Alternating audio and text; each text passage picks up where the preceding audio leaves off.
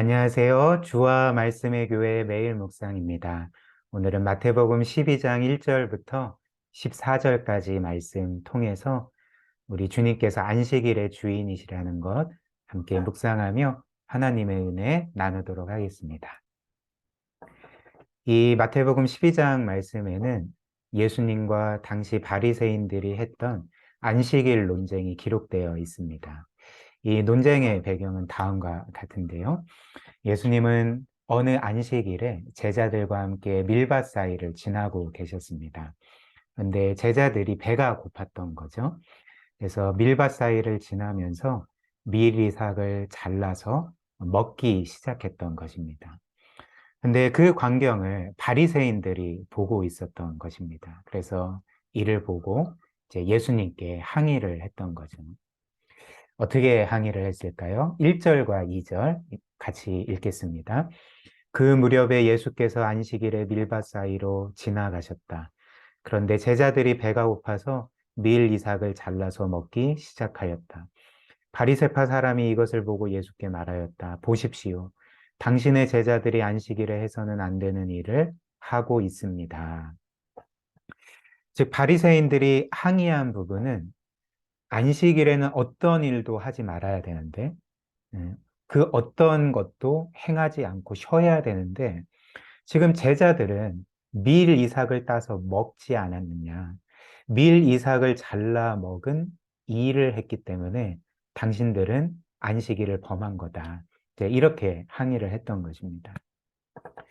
그리고 그 후에 예수님은 이제 그곳을 떠나셔서 한 회당에 들어가셨습니다. 그런데 그 회당 안에는 이제 한쪽 손이 오그라든 장애를 가진 사람이 있었던 거죠. 그래서 예수님은 당시에도 수많은 병자들을 긍휼히 여기시고 고쳐주시지 않았습니까? 그래서 이런 사실을 안 그 회당의 사람들, 바리새인들이 이제 예수님을 공경에 빠뜨리려고, 즉 예수님이 이 사람의 병을 고쳐주시는지, 그렇지 않은지, 즉 안식일에 이 일을 하는지를 이제 보고자 했고, 그것을 통해서 예수님을 또 공경에 빠뜨리려고 했습니다. 10절 말씀 같이 보겠습니다. 그런데 거기에 한쪽 손이 오그라든 사람이 있었다. 사람들은 예수를 고발하려고 안식일에 병을 고쳐도 괜찮습니까? 하고 예수님께 물었다. 그리고 그때 주님은 이렇게 답을 하심으로써 그 한쪽 손에 장애를 가진 사람을 고쳐주셨던 것입니다. 11절부터 13절입니다. 예수께서 이르시되 너희 중에 어떤 사람이 양 한 마리가 있어 안식일에 구덩이에 빠졌으면 끌어내지 않겠느냐? 사람이 양보다 얼마나 더 귀하냐? 그러므로 안식일에 손을 행하는 것이 옳으니라 하시고 이에 그 사람에게 이르시되 손을 내밀라 하시니 그가 내밀매 다른 손과 같이 회복되어 건강해진지라. 이렇게 성경이 우리에게 알려주죠. 여기에서 우리가 알 수 있는 사실이 있습니다. 첫 번째로 당시 바리새인들이 안식일에 대해서 이제 어떻게 이해했는지를 우리가 알게 되는 거죠. 안식일에 그 이 바리새인들이 안식일에 대해서 가진 이해는 무엇이었습니까? 그들은 이 안식일을 단지 이제 어떤 일도 하지 말아야 될 날로 생각을 했습니다. 즉 출애굽기 20장에 기록된 그 10계명의 네 번째 계명, 안식일을 기억하여 거룩하게 지키라. 그리고 그 날에는 아무 일도 하지 말라라는 이 계명을 이제 이런 식으로 오해를 했던 것입니다. 하나님께서 마치 그들에게 너 안식일 안 지키면 큰일 난다. 너 가만 안 놔둔다. 너 안식일에 일하면 너는 죽을 거다라는 어떤 면에서 하나님의 무시무시한 협박으로 이해를 했던 것입니다. 즉 당시 유대인들과 특별히 바리새인들은 이 안식일 자체가 하나님께서 우리를 사랑하셔서 우리를 사랑하시는 방식으로 우리의 영적 유익이 되는 방식으로 주신 소중한 계명임을 이제 결코 이해하지 못했다는 거죠. 그리고 우리의 영적인 유익뿐만 아니라 우리의 육의 쉼과 유익을 위해서 주신 이 하나님 사랑이 담긴 계명임을 이들은 전혀 이해하지 못했던 것입니다.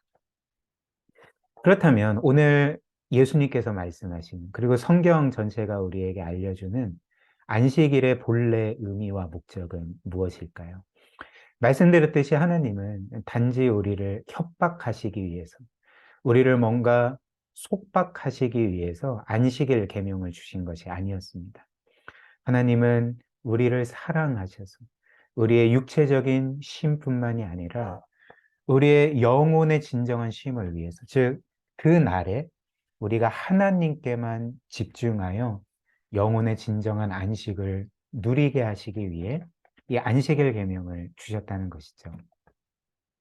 특별히 이 십계명의 네 번째 계명인 안식일 계명은 사실 십계명의 첫 번째 계명, 즉 너는 나 외에 다른 신을 내게 두지 말라라는 이 계명의 실천편이었습니다. 왜 그럴까요?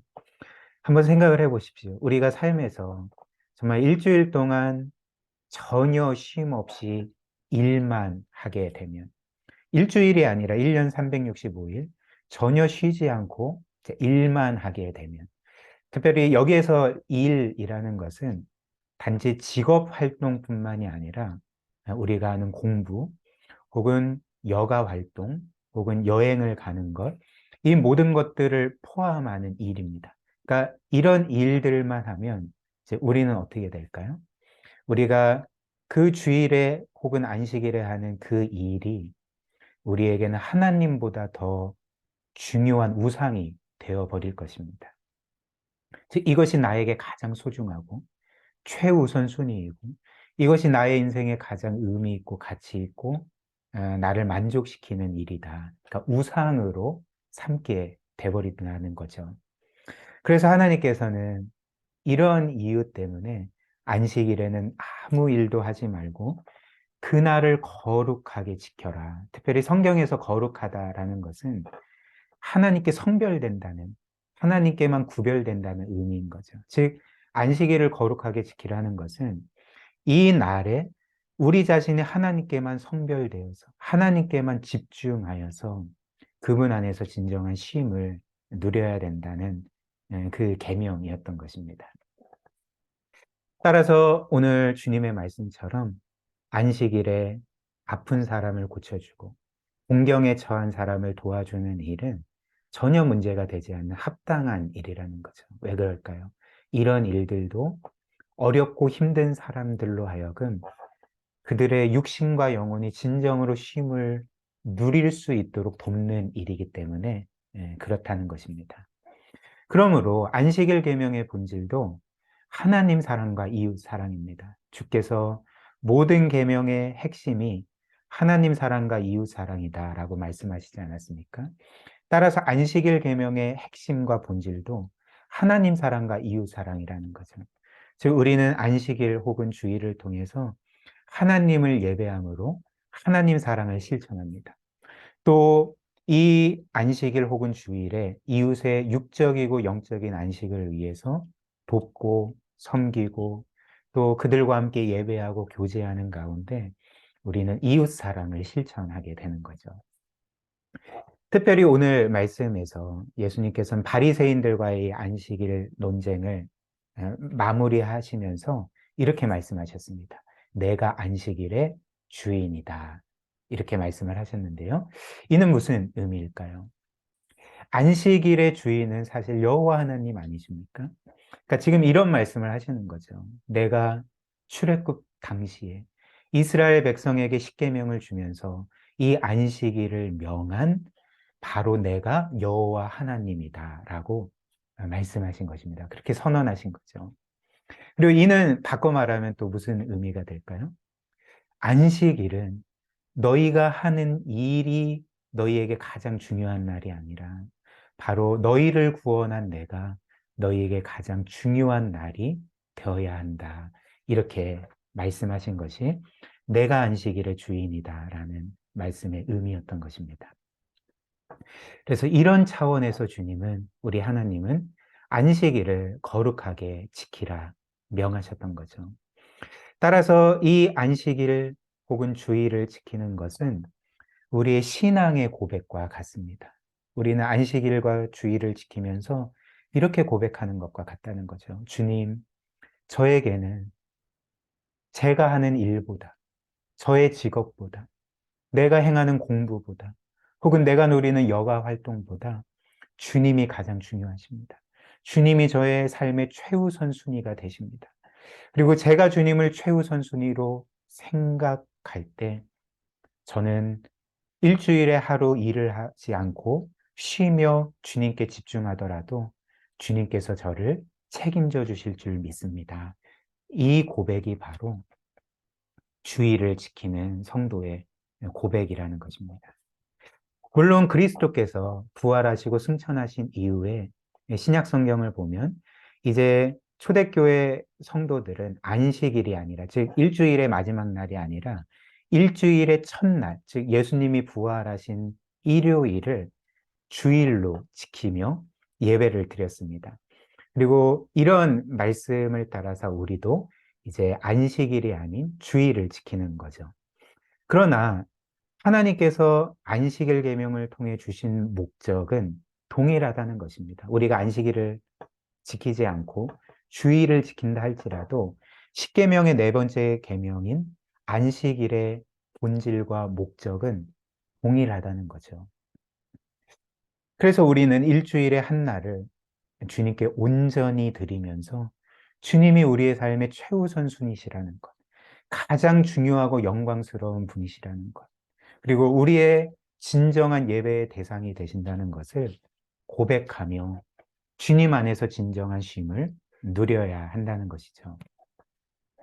그리고 이 때문에 신약의 성도들은 이 주일을 주님의 날, 주의 날로 불렀습니다. 요한계시록 1장 10절 말씀을 보면 사도 요한이 반모섬에서 환상을 보았던 날이 바로 주일이었습니다. 이렇게 말하죠.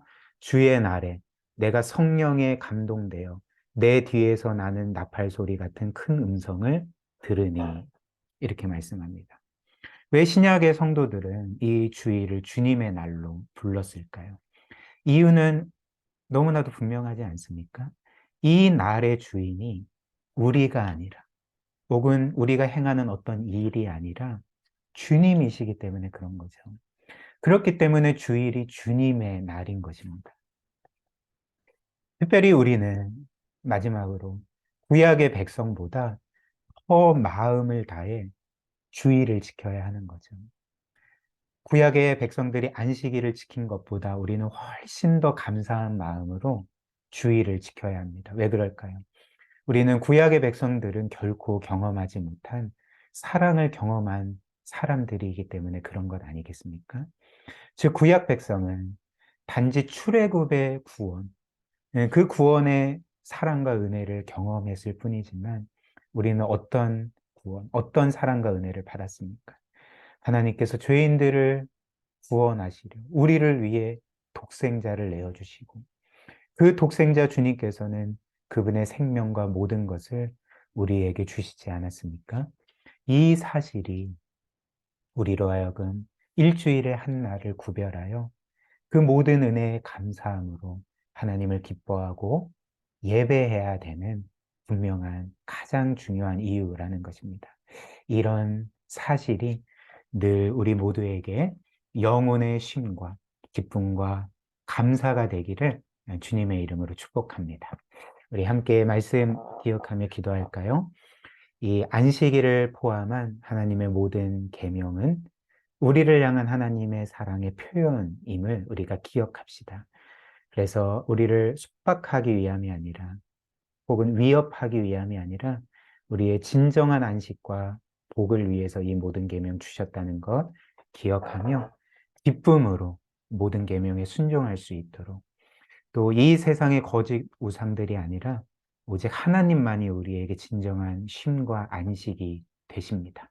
이것을 기억하며 하나님을 우리의 삶의 최우선 순위로 두는 그런 복된 삶 살아가게 해달라고 오늘도 우리 말씀 기억하며 함께 기도하도록 하겠습니다.